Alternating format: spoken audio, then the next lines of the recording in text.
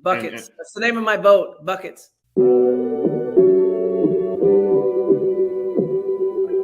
Buckets. What we get. Not the only transfer we got from Florida. Keith Stone, too. Remember that. Everybody who watches his show on a regular basis knows my love of the stretch four. You know, we all make mistakes. He might have made one going to It's Tallahassee. mercy if y'all don't know. Dribble to the left, cross over to the right. Hurricane to the game, many buckets for the night. Matt with the pick and roll, Melissa with the give and go. This alley-oop, pretty girl dunking in the hole. Check the scoreboard, this what we fall for. Peep the gameplay, they want an encore. Yeah, overtime for another round. It's buckets out the buckets, baby. You out of time. It's buckets. What it is, homie, it's buckets. Woo! We get buckets. Yeah, baby, buckets.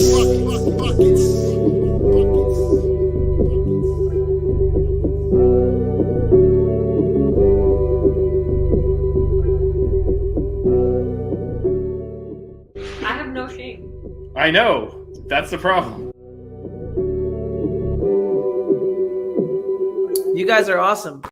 What is going on, guys? Welcome back to another episode of Buckets. I am Matt. He is Vish. Vish, one tournament down, two more to go, or what? Yes, the undefeated season is still going, so we're happy about that. You know, gotta keep that dream alive. Indiana's 1976 team better watch out. Now, I don't know if you heard the same rumor too, but I heard that after this game that they had a wedding after in that same ballroom. And Coach L actually crashed the wedding and showed off those dance moves. I mean, you can't confirm or deny these rumors. You know, we're just here to report, and you know, you guys can figure out if that's true or not. Yeah, exactly. But no, it was a great game. I mean, he might have said in the post-game press conference, "It's good to recover because we can fly back tonight." But I'm gonna leave that to one side. Bill, I'm actually always sitting in the dark. I'm just in Miami, so you can see more of it behind me. I usually just have a ring light on because the way the backlights and starts reflecting and the way the At least lighting you don't is. look like a ghost. No, It's I not do. dark. It's not dark enough yet, but yeah. Once it gets dark, you got and the lights sun. come on. You got the sun going on. Yeah, with the overhead light here, it would actually go into the camera. So the only light I have in this room is right here, and if I turn that on, it's gonna. You'll get a Danny Gillette thing happening with the. By the way, tune into Six Streams Kane at 8:30, and you'll see what I'm talking about. But yeah, top 10. We are now top 10. Still underranked, but that's fine. After we beat Kentucky, we'll be in the top 5, right? Yeah, they'll drop Kentucky out of the top 25. Probably is the way these things are going. Yeah, exactly. Anyway, it's a trophy. It is a trophy in it, and just for everyone, it is actually. We're obviously joking about Coach O crashing a wedding, but it was in the Hyatt Hotel's ballroom. It's actually where the game was. One of the group chats I'm in, they were commenting. They're like, "Oh, well, we didn't even get to see the trophy, like, because the feed cuts off." And I was like, "Oh, you actually don't win a trophy in this one. You actually win a timeshare opportunity." It is hilarious. It's like you tried to get married in the Bahamas. Like, no, you can't do it that weekend. They're playing basketball in the ballroom. Well, you guys basketball heads, because would you like to have your reception be the actual basketball games? Because hilarious. Who else They're can say that? they're playing a women's tournament there this week, so the ballroom is still occupied. So if you're looking to get in, well, yeah, and then don't they have another one for men's too, right? Let's pause and acknowledge Melissa's existence as she is continuing to work way too much. So, but Melissa will be on tomorrow for Buckets. We'll talk a little bit more about the upcoming Kentucky game, and then definitely the women have a tournament they're hosting this weekend. So, shout out to Melissa. She's somewhere eating Chick-fil-A, I guess. Enjoy the bland chicken. So, is the other men's tournament? I know you're back on topic. Was that in the same location? I am not sure at all, to be 100% honest with you. I know I think there's another venue they have, so I'm not sure. I Maybe think there's an Kings- actual basketball like gym. I won't call it an arena, but I think there's actually a gym. Yeah, somewhere. no, I remember watching one. There was the one last year. I was watching it last year, and yeah, see, it's the other resort. That's what I knew. Kane's Cats Heat was gonna know. Yeah, shout out to him. We got regular listeners and a co-host in the chat. So There we go. That's how we do it. But yeah, and actually, when they showed the ballroom, and I was like, no wonder it was so expensive. Yeah, it might be Atlantis. I was like, no wonder it was so expensive to go this thing.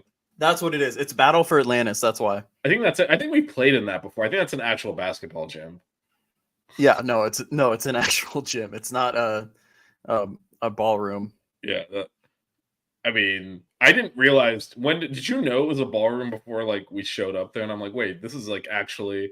Well, to be honest with you, I haven't really paid attention to this Bahamar one because it's always like 4 teams, so Right. it's like a smaller of them.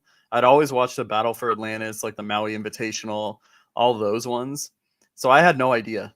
I thought it was going to be in the same place as the Battle for Atlantis because when you watch that one, it looks like it's in an actual, you know what I mean? Like not stadium, but like, venue that's meant for sporting events or other things, But yeah, I was not expecting this. Yeah, I saw initially, and I was doing the Twitter for our account on Friday, and the first guy was like, I hate this camera angle, and I didn't realize why. I mean, I knew it would be a little bit weird, but I didn't realize why.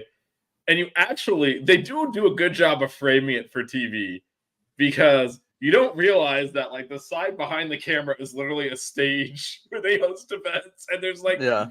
a few folding chairs there, and that's it. So it almost looks like, well, maybe this is like a round arena. And then the kids played on that court, man. They're getting a view of God knows what, like behind the camera, because it's literally like it's like a stage for when you're hosting an event and stuff. It's a ballroom, so yeah. I mean, it wasn't a surprise that all 4 teams kind of struggled shooting the first day. The first 'cause game, it's a different experience. Yeah, I didn't realize it was that. And then shout out to my guy Justin Antwell, who's actually the Penn State broadcaster. He's a grad. Used to cover our baseball news there. That's why I know him. He kind of because Penn State's women's team is playing in the tournament that started I think today. So he kind of did a panoramic of the whole ballroom. I'm looking at this, I was like, you got to be kidding me with this thing. Like this is straight up. It's actually, and then like the ceiling is just hilarious. I mean, it's just The molding in the this is magic, man. This is amazing. Yeah, one of the best teams in the country played in this thing. But all right, this is gonna be one of those how it started, how it's going things when we're in the Final Four. You're go from playing in that and then playing in a football stadium. Yeah, it's like the exact opposite. The football stadium was That's also horrible, by the way. If you've never been to the Final Four and actually seen basketball in a football stadium, it is awful. Yeah. Don't make the same mistake I made. Well, first of all, don't realize where you're sitting because I sat with a bunch of UConn fans. Second of all, I ended up in the San Diego State section. Yeah, actually, you know where I sat because you spent the first yeah, you were in the San Diego State. I was in the corner, it was. You think you're going to be closer, but oh my God, you're so far away. I couldn't tell what was even really happening. Yeah, the key is, obviously lower down's a better view, but sit within the frame of the court. Even if you have to go, it's better to sit higher up within the frame of the court than to sit in the end zones because you cannot see shit from there. Yeah, 100%. So that is the lesson learned because those seats will be more expensive because they're lower deck and you can't see a damn thing. Yeah. So you want to you'd rather be all the way up in the upper deck within the frame of the court. It was better from there. I was in that corner section, and then there was a section below us still. Then there was the student section, and then there was the actual court, it was crazy.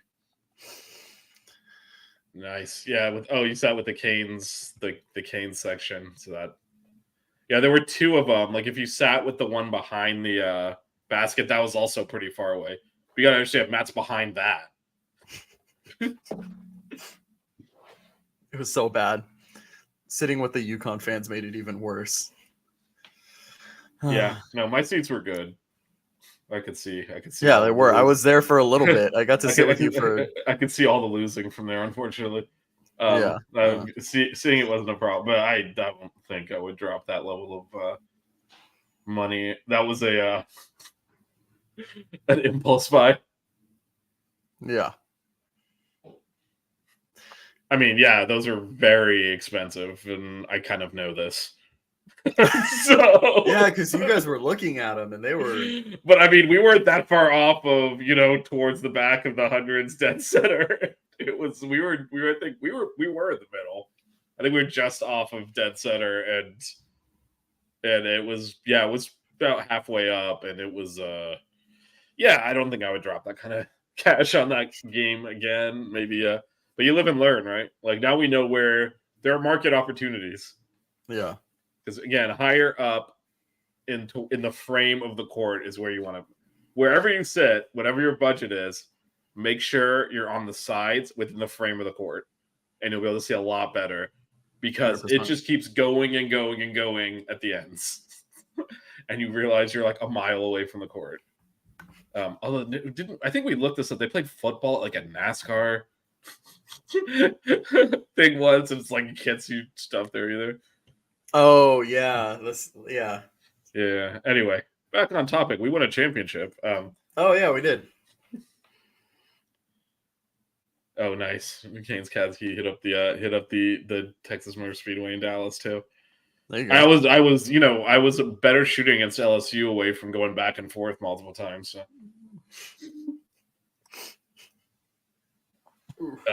Because the women's Final Four was in Dallas, so that was definitely in an actual basketball arena. An actual basketball. Well, arena. I mean, because again, a basketball arena, you can get the worst seat in there. It's still designed to see the court. Yeah.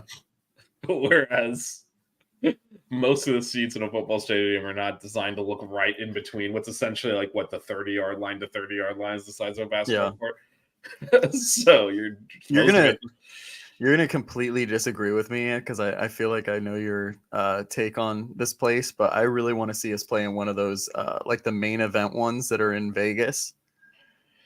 I mean, I'm not really disagreeing with you. I don't know what you're talking about. I don't have all the Vegas experience you do. Oh, well, no, I thought you weren't a fan of Vegas. That's why.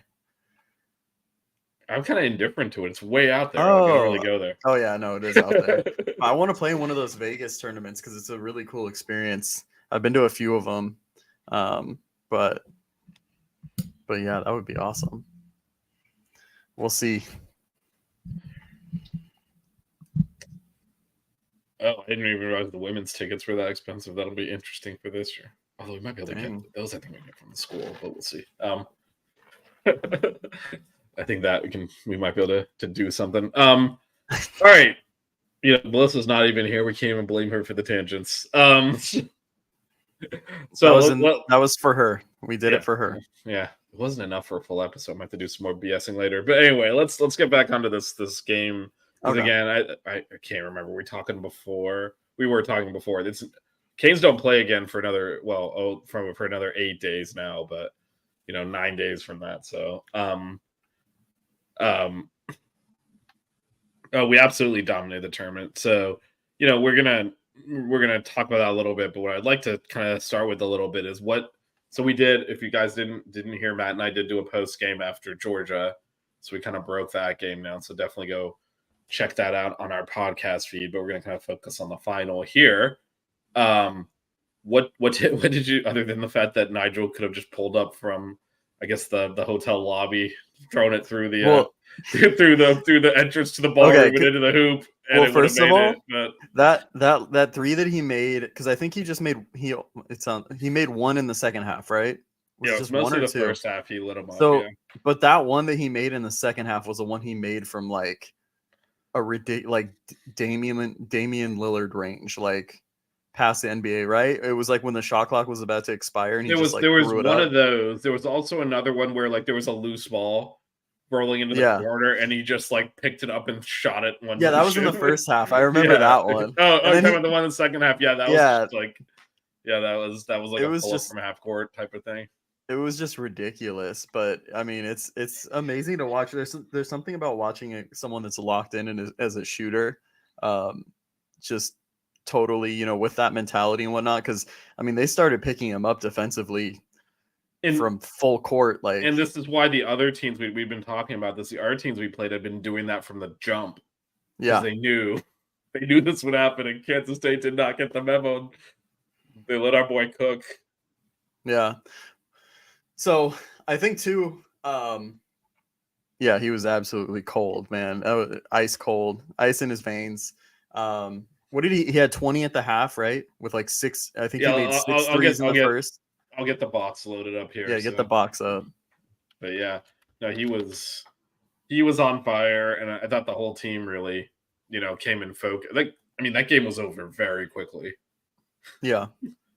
Even though when I said that in our group chat, you all got mad, but it was over. Well, no, I think there was like 13 minutes left. The game. I was like, Nigel just ended this game. This thing is over. And you're like, way to jinx it. I'm like, I'm very comfortable with this. We're kicking this team's butt. They could not keep up with us in transition at all. And when you're not making shots, and I mean, in the first half, we did a good job rebounding. At least I think they only had 3 offensive rebounds. We were able to get out in transition. We forced some turnovers as well that really got us going. Yeah, only 8 in the second half. Yeah, they started falling, and that just opens the court up for everyone else. It is really a pick your poison thing. Yeah. We scored 90 points again.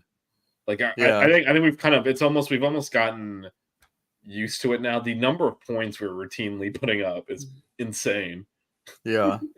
I do think, I mean, second half they brought it back, right, a little bit. I thought it was a mix of, obviously we had some fouls. I think they had like 10 free throws they made in the second half. They had more offensive rebounds and whatnot. I think we got, relaxed a little bit. And I do think too, like after having someone that's so hot, I think he had 12 of our last 14 points in the first half. When you have a guy that's just cooking like that, and then he kind of not so much like cools down, but they hone in on him and he's not getting open looks, it's kind of, hard in a rhythm standpoint offensively to adjust to that. When you're, every other guy. But I was proud with how our bench played too. I don't think that the drop off to the guys coming in was that significant. I thought Keyshawn had probably his best game. Oh, for sure, yeah. Easily. He rebounded the ball for us pretty well. 5 points, 5 rebounds. He had 2 assists in 14 minutes. He had that corner 3. I think Norchad kicked it out to him or something. That's the kind of shot I want to see him take, right? At least until he gets more comfortable. He almost made one from deep. He did his like Nigel impression and almost took one from like NBA range. But can you pin that comment? Canes Cats Heat. I was just about to talk about him. Chris Watson is honestly a lockdown defender on the bench. I've been really impressed. I love the physicality he plays with and whatnot. I think the offense will come a little bit. We saw it a little bit last game. He had those 2 drives to the basket that were really physical, but he knows what his role is.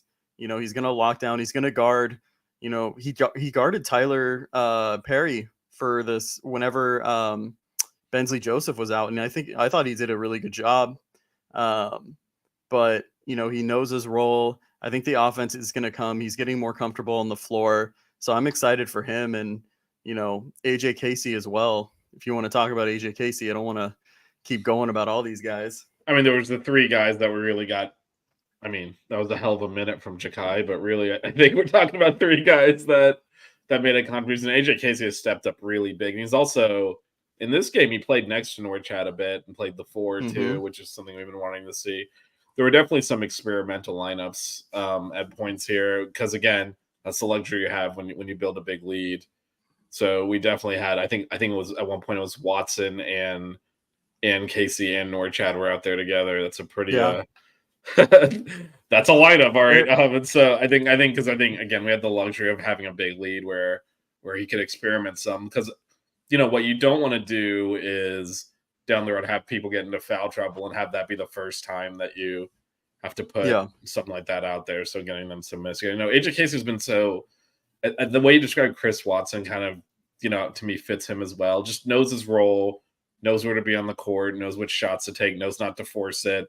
His defensive positioning is light years ahead of last year. Last year he was constantly out of position, struggled, and this year he's he knows what he's doing out there, and that's why he's got the minutes and Nwoko hasn't, frankly, because they Yeah. went with Nwoko first, I think, because he is bigger and more of a natural center type, and he just didn't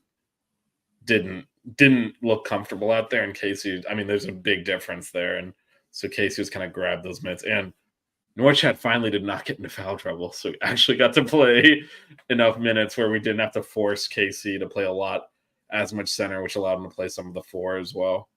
Yeah. Well, and I think you saw too Norchad's. We've already seen Norchad's ability to put the ball on the floor, right? But he did it against these two big men, and it was really impressive. He basically just got to the rim whenever he want. And when he's out there, when we have our starting group, anyone can take their guy off the dribble. So that's something that, I mean, I don't even know how many teams have that. And it's more than that. country. He's clearly worked on his shooting. 3-point percentage is actually not great this year, but he looks a lot more comfortable taking those shots. And then the other thing is, because of that, they're having to play him out there. You're definitely seeing it in the free throw shooting from him this year in terms of his percentages are way up. This is, as a team, I feel like they all worked on free throws and making shots to just elevate the game, and it shows up on the court. And yeah, like we're basically impossible to guard. I mean, yeah. I mean, you look at Norchad's free throws, like you said, 9 out of 10. Like yeah, he that was wasn't making them happening at the last end year. of the game. Yeah, that was at the end of the game to year. seal it. Yeah. So and that's something. How many teams have their center, getting fouled? 90% is crazy. And again, I think it's just something he's worked really hard on. It shows up, and I actually think that his 3-point percentage is going to catch up to the way his stroke is much better, his release is much better, and it'll catch up to it too, which is why they're keep encouraging him to shoot it. He must have more attempts this year than he did all of last year at this point. I haven't looked, but if it's not, it's got to be close to it. I think it's probably about equal. Right, and so maybe it's not quite there and yet. It's only 5 games in, so right. So I mean, I think all of that work on shooting is forcing them out onto the court, and then, like you said, anyone can get to the rim. Yeah. No, absolutely. I'm trying to think of like anything that. Did Matthew Cleveland really not have a rebound? I'm looking at these stats. I guess. I mean, I'm assuming they're not lying. Let me see. I have the other one. He put up a very quiet 15 points and 7 to 10 shooting. A lot of I want to say a lot of his points came in the transition in the second half, right? Yeah, right. Yeah, because he hit. Oh no, maybe that was the first half when he hit that. Was it in the first half? No, yeah, he hit a 3 in the first half, but he kind of had some baskets when we were struggling in the second half because he hit some of those mid-range shots. So that mid-range that he has is money. No, again, 70% made his 3. He did not grab a board. Okay. And it's so crazy. I didn't even realize that Bensley only had 3 points because it felt like, he impacted the game so much more than just, you know what I mean? Than just, you look at that stat line and I feel like it doesn't reflect fully, Yeah, and Kane's Cats, he is referring to him as Pat Bev, but jokingly, he knows the difference. But so he's saying he's the most improved player. Boy, there are a lot of candidates here. Improved player? I mean, definitely in terms of scoring, he has gone from kind of a negative to a positive there. His shot off dribble has improved like so much. That was something that was not in his game at all. I think even just his ability to get to the basket too, because he has this little runner now. Before it was just he would slash and if he had an open layup in transition, he'd kind of make it.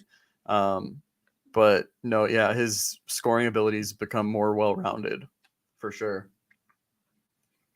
Yeah, all right, it's early days, 5 games in. Who is our most improved player? Because Kane's Cat, he has thrown his hat in the ring there for Bensley. Most improved. I still gotta go with Wugga, and he did say it's hard to say. Anyone. I think Wugga. I think it's close. Wugga I think it's either Wugga or Bensley. But I think Wugga's even taken a step up, like defensively. You know what I mean? Like I think Yeah, he's no, even and better defensively. yeah, and yeah, I mean, the meltdown against Kansas is kind of infamous at this point. But Oh God. although, look, he kind of had a similar against UConn. Wasn't as overt, but Coach O yanked him out of the game and did not put him back in. Most of the second half, he sat on the bench. Yeah, it was So Harlan that played for him, right? Harlan played, and then after Pack's shoe exploded, he still didn't get in the game, which is crazy. That just wasn't our day. But Yeah.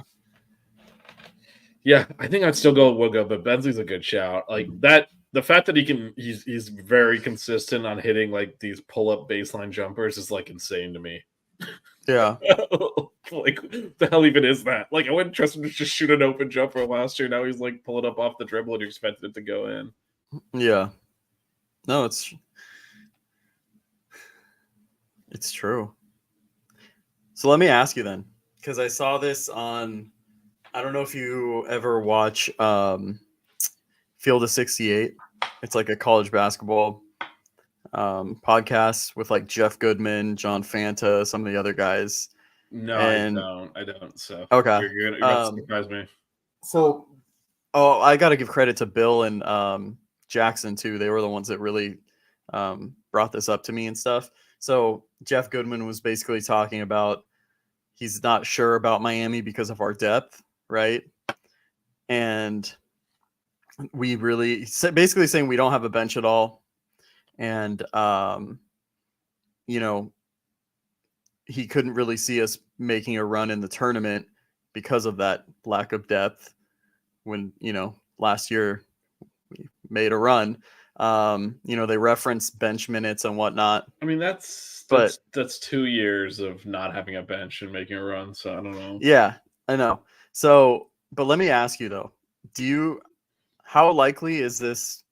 Because I'm going to reframe this. How likely is this that this is our best bench that we've had out of the past 3 years by the end of the season? By the end of the season. So last year, really last year it was Bensley and Beverly that you trusted to be solid off the bench, unless I'm missing someone. Because obviously, our boy would play, but you know, it was like I can't even watch this. Our boy. You know who I'm talking about. Yeah. Okay. Go ahead. Yeah. Indiana's finest. And then you know, AJ Casey and to the extent he played favor air were not. Yeah, I mean Phil named him, but yes, our boy. I mean, when he would come in, I'd be like, all right, he's got to play. But it was not like any chance. I mean, you're just hoping to survive. And then same thing with Casey and favor air last year. So really it was the guys you're like, okay, this guy can actually come in and provide something. It was really Beverly and Bensley. Yeah. So I think on net, I think we have more options that you could, and we got to see how it develops. But I think the three guys that got double-digit minutes right now, if they can continue to play at that level, is stronger than collectively than our bench last year. And I think there's more versatility as well. Because we can throw all sorts of lines out there. Actually, we talked about this in the preseason preview show. Because you know our starters are so versatile. Like Bensley can obviously run point if we need to give Nigel a rest. You know, Cleveland can play the 4 or the 3. Wooga can play the 2 or the 3.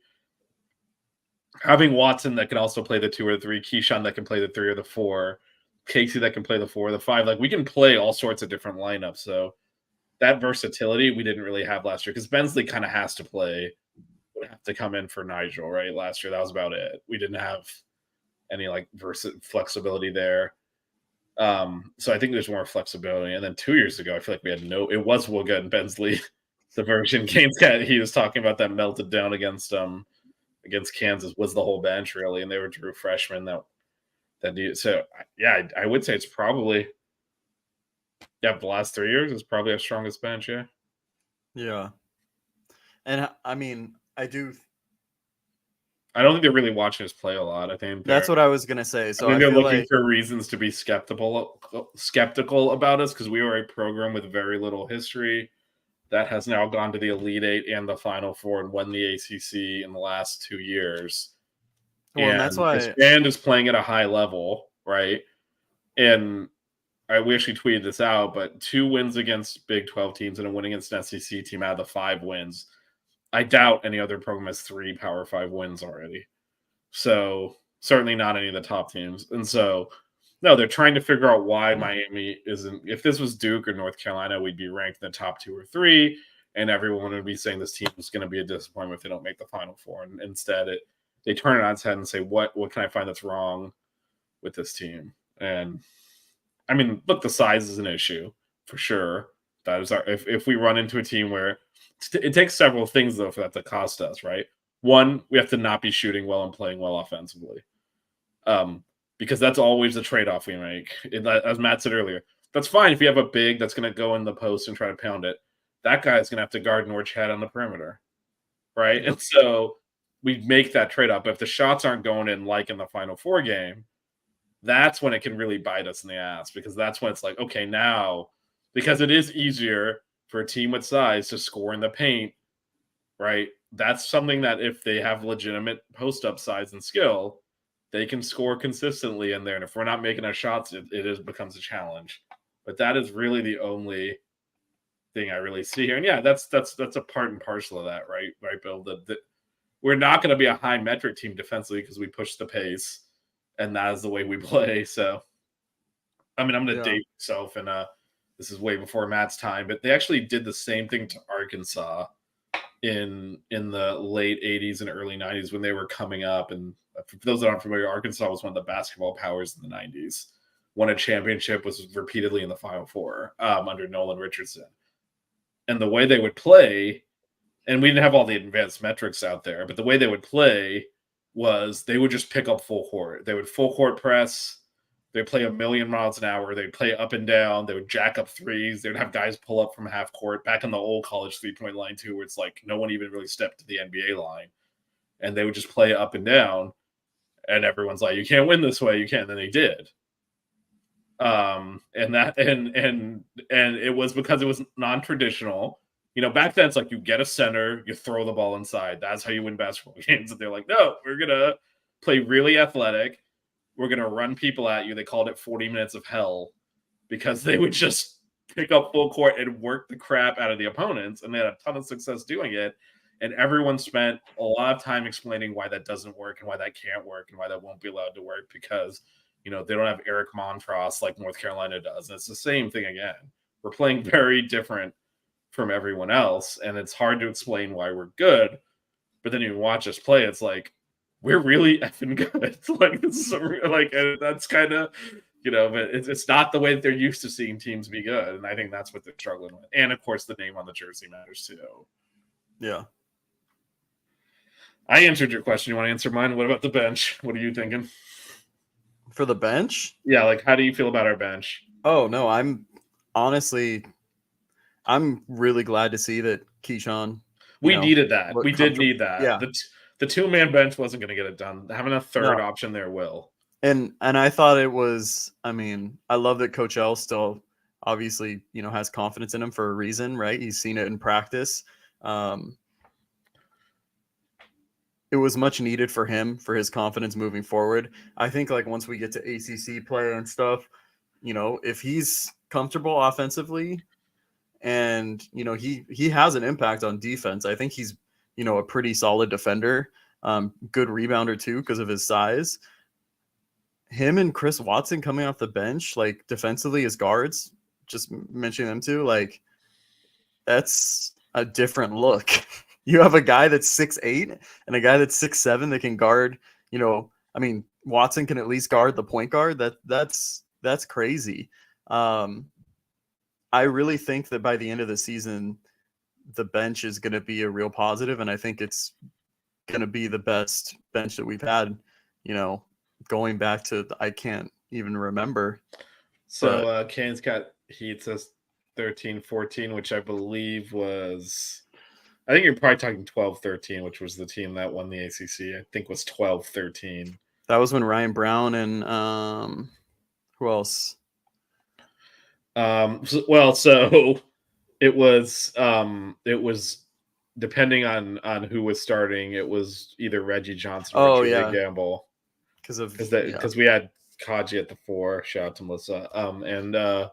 So the other one would play the 5, and then the other one's coming off the bench. So, but I don't know that anyone else got a lot of. I'd have to go look at that roster. Did Jakiri play that? Because that was Jakiri's freshman year. No, he wasn't playing that year. Garius Adams was there, but I feel like he got injured and we lost. No, him. I don't think he played that. Yeah, I think that's why I think he got injured like in the preseason, didn't play. Yeah.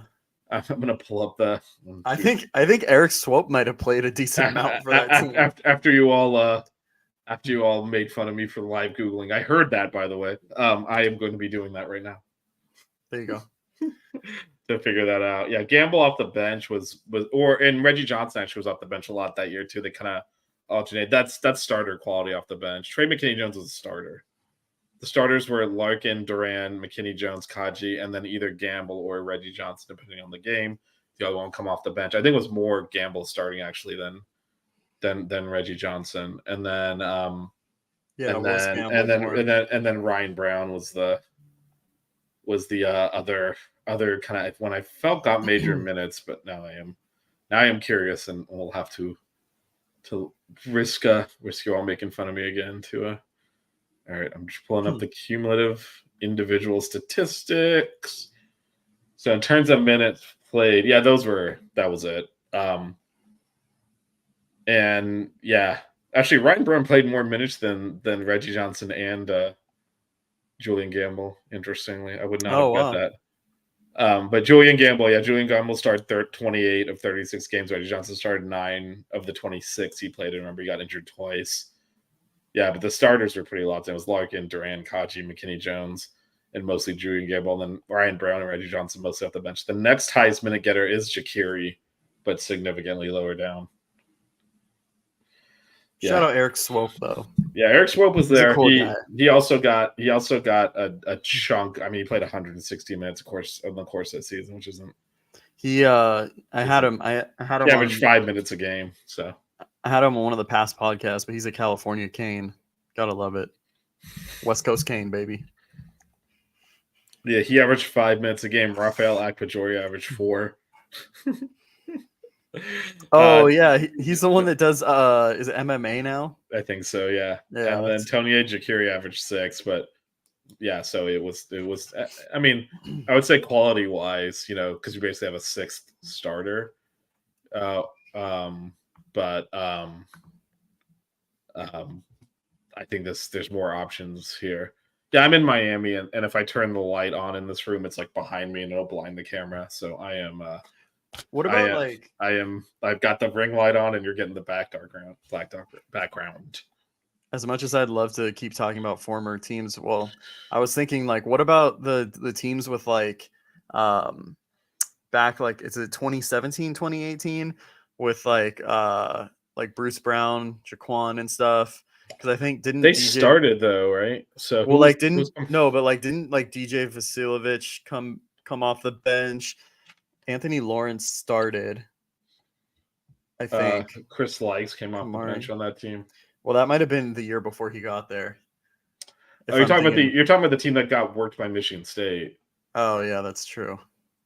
Well, I mean, no, that's the team you're talking about? Yeah. Or maybe I was thinking because what year because Chris Likes would have been the next year or a year after? Okay, so the year before Likes was there, it was actually it was Lawrence and Dewan splitting starts. Kamari Murphy, Bruce Brown, Jaquan, and Davon started. So then off the bench, the primaries were DJ and Izundu. Oh yeah, Izundu. And yes, our boy Rodney Miller was there. Shout out Rodney Miller. We're gonna have him on after one of these games. Rodney put the work in, man. So the next year was the one where obviously we started. It's interesting. Lonnie only started 18 of 32 games that he played in. Well, because did Anthony Lawrence start ahead of him? Is that Well, why? he started most of the year though. I'm trying to figure out who's Or DJ. It looks like DJ might have started. I mean, there was a mix of starters but the ones that started consistently, Bruce Brown started every game he wasn't injured in. DeJuan started every game. Anthony Lawrence started every game but one. Jaquan started every game but 6. This was a good bench. Wardenberg, Azundu got real minutes. Whoever wasn't starting, basically would call it DJ and Chris Likes also. So yeah, this was a good bench.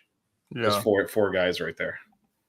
Because Jaquan, Lawrence, DeJuan, Bruce, and Lonnie. Although once Bruce got injured, the bench got shrunk, obviously. But yeah, going in with those 4 is probably that'll do it. Yeah. Should we talk about though? Like, I mean, how big is this Kentucky game for us, right? Because we talk about there's a lot of people haven't really watched us, right? Until tournament time comes. Well, just to pull Bill's comment back out here. Yeah, I mean, I don't think people watch us play.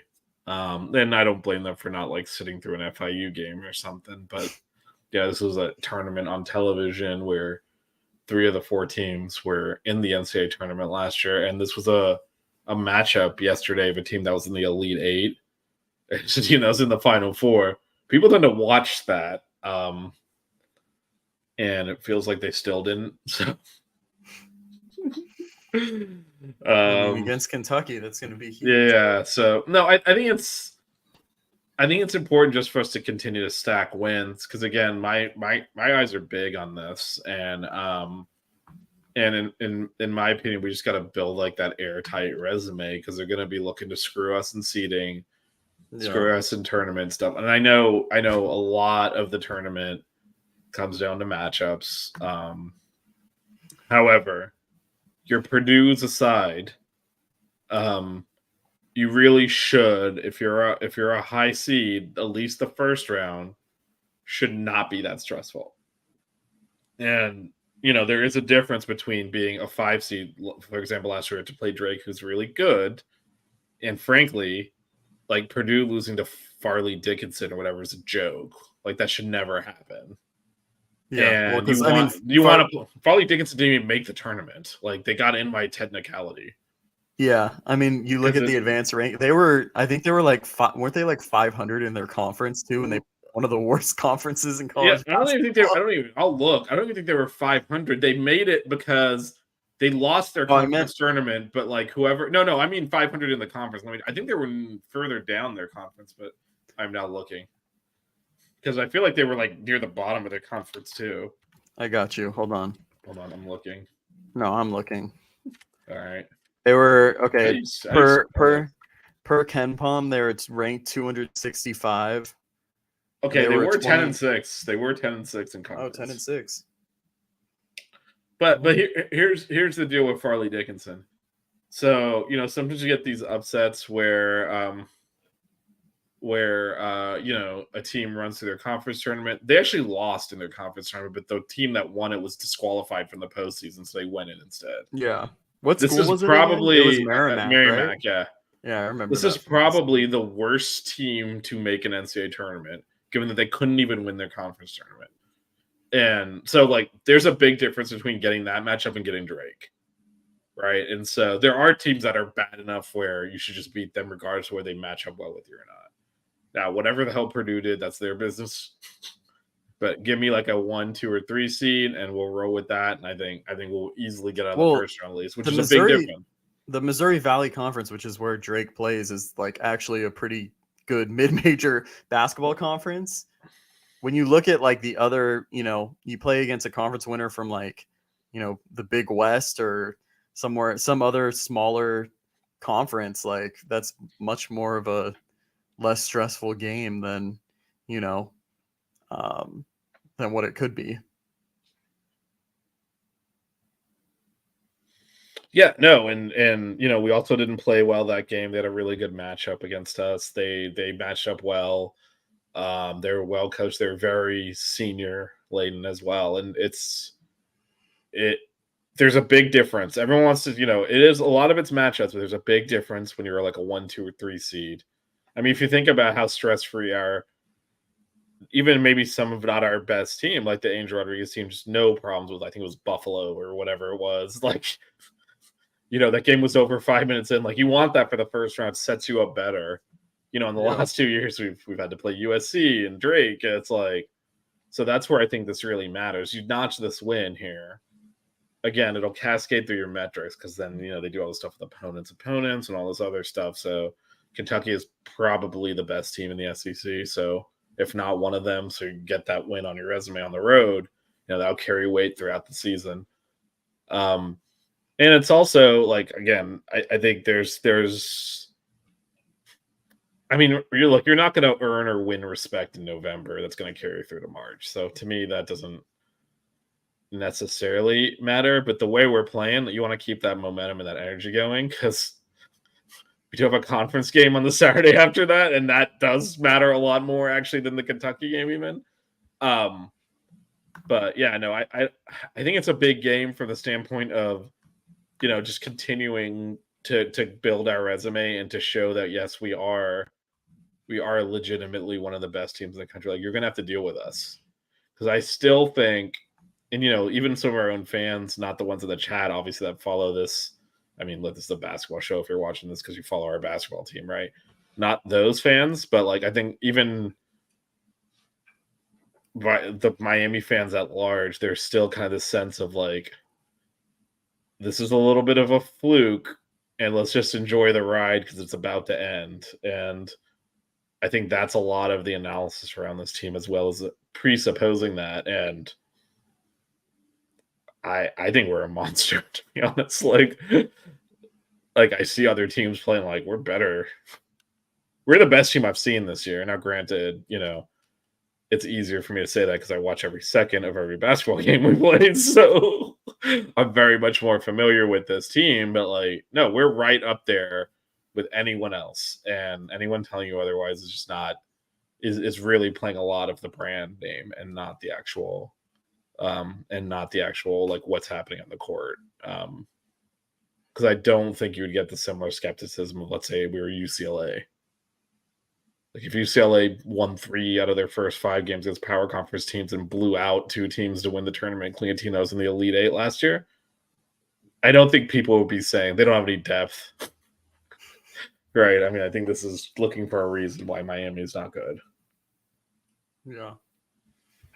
What about you? What are your thoughts on this as we kind of head towards wrapping up here, maybe? What are your thoughts on this upcoming Kentucky game? This is probably the last show you and I are going to be on before that. So Yeah, I mean, I haven't done a full breakdown on Kentucky yet. But I mean, obviously. By the way, let me cut you off before I forget. Oh, yeah. Follow the Buckets Canes account on the bottom. Matt does these detailed breakdowns and tweets them out onto that account, and you're going to miss that shit if you're not watching it. So when you're like, I know most of us don't have time to do that. We cover the team, so Matt invests the time to kind of like really go into detail, like look out for this guy. This guy matches up well with that guy. You don't really get that analysis anywhere else because, again, people think Wooga's not good at basketball and stuff, so because they don't watch the team play. So like definitely follow Buckets Canes because that's where you'll get like that detail analysis. So going into the game, you'll kind of know what to look out for. It's really we usually tweets that on game day. Usually on game day or the night before. It just depends. It was but kind of hard with definitely check Kansas State because, not enough time in between games. But And look, I mean, we're all like, Matt does an awesome job. That's why I hired him. I made him an offer he couldn't refuse. Here is $0, but you get to hang out with me. I'm just gonna turn that down. I'll buy you a Popeyes chicken sandwich every once in a while. That we can all do. We can do Popeyes. All Popeyes is always on me for you. There we go. Yeah, but Matt does an awesome job of doing like the tactical breakdown that you really aren't. I frankly don't see anywhere else. So make sure you follow the Twitter account because that's where we'll get that. Yeah, but I mean, this time of year is tough for everyone, right? We're all. Like I'm sitting in Miami for a reason, right? We're all kind of with family. It's holiday stuff, and this is not a job for any of us. A labor of love and passion here, so we try to squeeze it in. But yeah, the next week is a little rough, I think, for everyone trying to like get away to do alone time stuff like this. So, but yeah, no, definitely Matt will have something out on Kentucky on the Twitter account, so definitely check that out. Yeah, no, I think it's gonna be interesting too. I don't know if their big guys are gonna be back. They have a couple centers that have been out. They've kind of been going with a little bit more of a like small ball type lineup. which I think is going to be interesting because if Norchad is going at Trey Mitchell, I'm going to take that matchup every day of the week. I think, the matchup with the guards is going to be interesting. You have a lot of guys that can get buckets, I'm going to take our guards over anyone. But yeah, no, I'm going to get more in depth with it. I think that this is an important game because, Kentucky, real chance to win the SEC. And, this is kind of looking forward a little bit. You play against Kentucky. You also play against Colorado, who I personally think is a real threat to win the Pac-12. So if you can beat two non-conference opponents that, both end up winning their conference or, being top 3, top 2, whatever team, that's huge in your resume going into March. So, and I don't remember the last time we had non-conference matchups like this. So, and I think just like in terms of, watching them on a national stage, like a lot of people are going to be watching this game. All my friends have already texted me about watching this game. So how does that work for you given the timing of it? This is rough, man. I never really thought about like trying to really follow hoops on the West Coast, but I always thought football, man, that sucks when we have a noon game, but like this weekdays at like 4:00 stuff for a 7 p.m. tip is just it's good because like I start work early, so I'll get off and then I can just kind of watch. But yeah, it can be a little brutal. But mainly the weekend games are the ones that are, killer, the ones that start in the morning, whatnot. Like I still don't know what I'm gonna do for the Saturday games at like 9 a.m. my time, So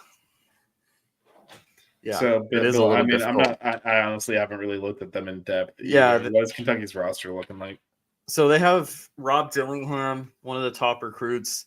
He's a freshman guard. He's the one that went off against Kansas. I think he had a decent amount of threes. Very speedy, quick. They have DJ Wagner, son of DeJuan Wagner, former NBA player. He's a top recruit as well. He's a freshman. Antonio Reeves, who I think he entered the portal for a little bit, but came back. He's a senior. Trey Mitchell's a senior. He's transferred. He's kind of bounced around a few places. I know he was at Texas. Did he start at UMass and then he went to Texas and West Virginia.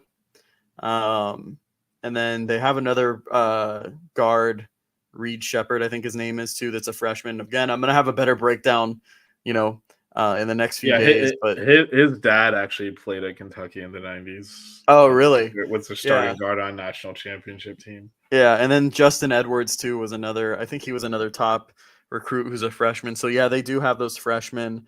They have a couple guys that they added from the portal as well. So if you want to play, in my opinion, you want to play Kentucky early in the season rather than later because I feel like they're more of a team that comes alive towards the end of the season. Because they build more of that chemistry, whatnot. But yeah, no, I think that this is going to be a better Kentucky team. They've kind of had some down years. So, this would be a big win. Yeah, Calipari's actually getting a little bit of heat there, which is crazy to me, but whatever. The hell do you want? I guess a couple of other things then, just real quick to Bryce. We actually didn't necessarily address specifically that it was Nigel's old team.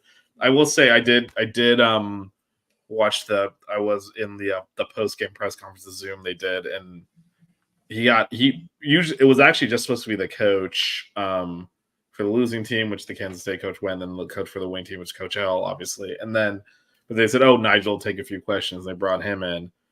So the first two questions were about this, and I can tell you unequivocally, he did not give a crap that he used to be at Kansas State. Like, didn't say anything good or bad. He was just like, just another team. And because he got asked about it, and he kind of dismissed it. He was like, yeah, they're good. They play in a big conference. They're a good team. They were in the Elite Eight last year. Just was like, I played well, worked on my game. And then they asked him a follow-up, but like, I'm going to kind of ask you that again, because come on, did it really not matter to you? And he's kind of like, no, I didn't really give a crap. Like, because I think, the first questioner, framed it correctly, which is like the coach when you were there, all the players, they're all gone. It's not like, it's not your teammates. And so I don't think he really, you're talking about then, okay, I used to wear that jersey.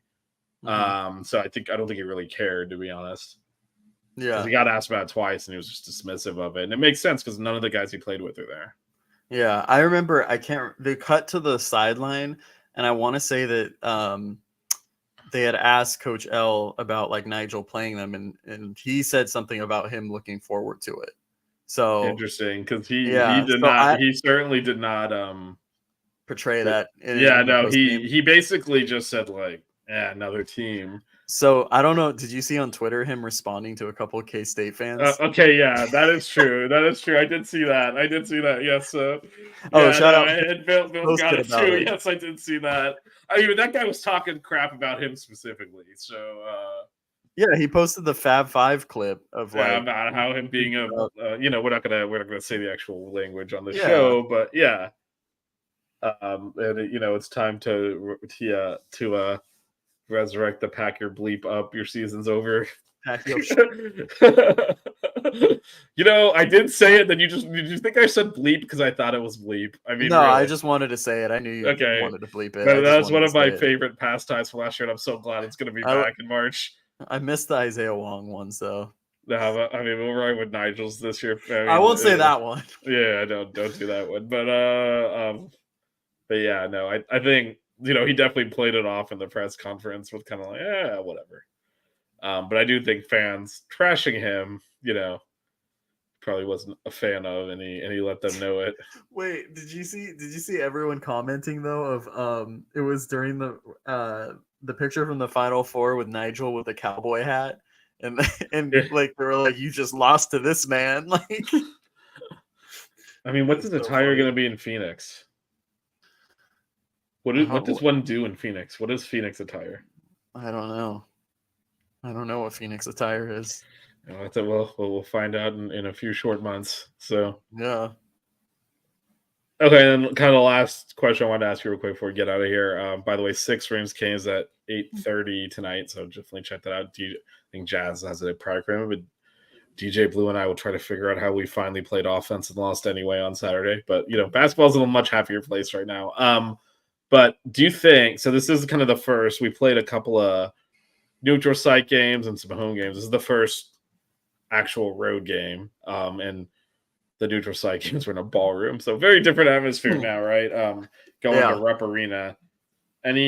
So we did talk to a lot of the show, talking about our bench, and how they're finally starting to come around. This is a whole new level of, all right, I'm going to step out on the court against Kentucky and Rep Arena and give us 10 good minutes this time. Any concerns there in terms?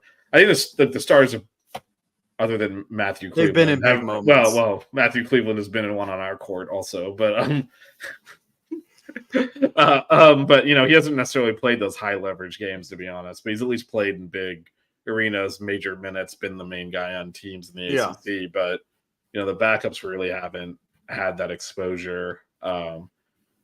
Any concerns there that when we have to go to them that they get a little bothered by the atmosphere, or you comfortable that they'll be able to handle it? I mean, I'm pretty comfortable because I think they're starting to kind of learn their roles now, just based on the last game and whatnot. Especially with Watson and Casey, I have faith in those two guys. I think he's a true freshman, right? This is a hard system to play in as a true freshman. I think he has all the potential in the world. So I guess if there was one guy I'd be concerned with, maybe him. But he looked a lot more comfortable last game. So I'm not too worried about it.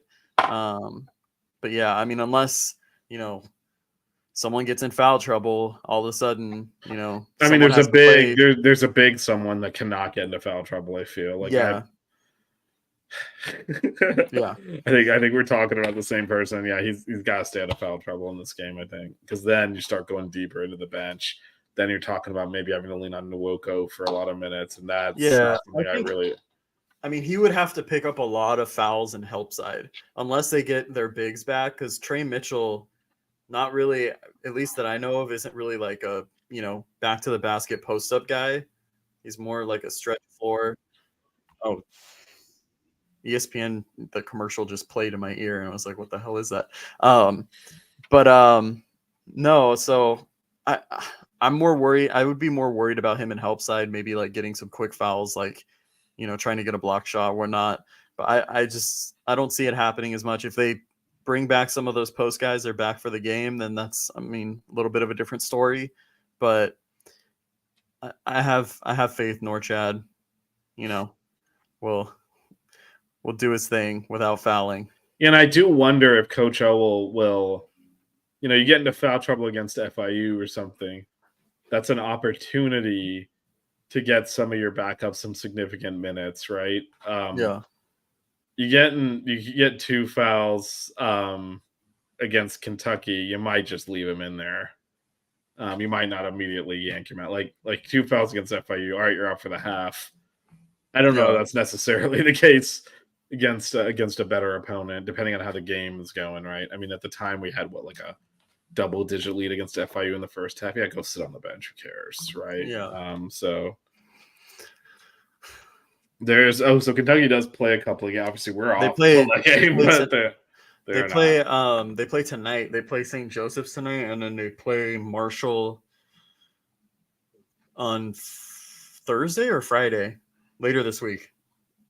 But I'll definitely be catching. I don't know if the St. Joseph game is still going on. By the way, too, Virginia lost by 24 to Wisconsin, and whatchamacallit,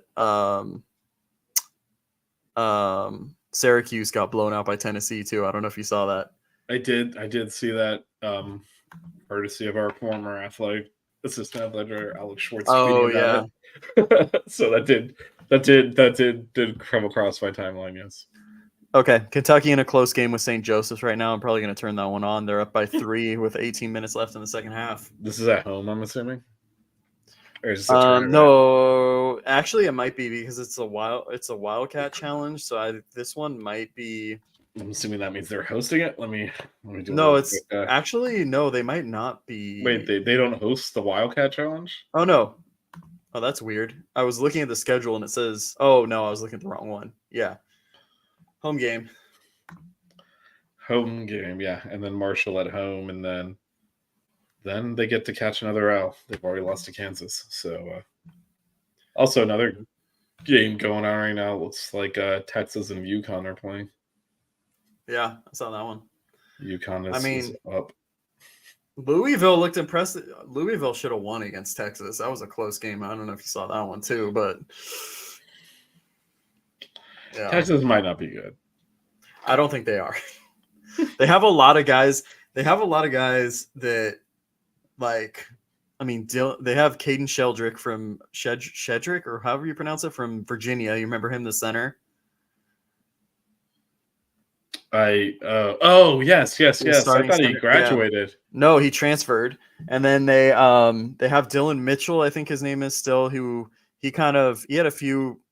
He's really athletic. He's not really much of a shooter. They just can't really spread the floor. Like Tyrese Hunter's kind of their only real shooter. I'm trying to think. They had another guard transfer in, but I can't remember who it was. But yeah, I'm kind of unsure about how good Texas is. Yeah, it's obviously had the weird thing with the coaching last year, and we'll see if there's any kind of lasting impact from that. Because one thing to keep the lights on for the rest of the year, it's a whole other thing to navigate through an off season, get a team ready, and have them play a full season. So yeah, interesting times.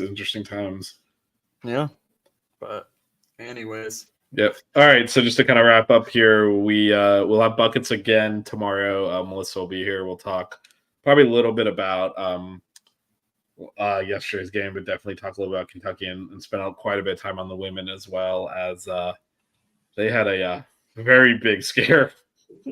Almost kind of ruined the early part of the season against Southern. Did not play well at all, but somehow managed to gut that win out. And they have a couple of home games this weekend. They're hosting a tournament, so we'll talk through that. And then the day after Kentucky and the men they play at Mississippi State. So they're still undefeated though, right? Yeah. Yeah. You know who's not? LSU. That is true. LSU has hot L's. And there's all sorts of stuff going on at LSU at this point. They are falling apart a bit there. Yeah. No, We'll see if Angel Reese even like shows up to play with them again. So if I were her, I would just sit out and be like, forget this. yeah. But anyway, yep. So there's more buckets tomorrow. There's 6-ring canes at 8:30, so about 25 minutes. We'll talk football. And by the way, if you're in Miami, again, the women do host this weekend. The game Friday is at 4 p.m. and I want to say Sunday is at 1:30.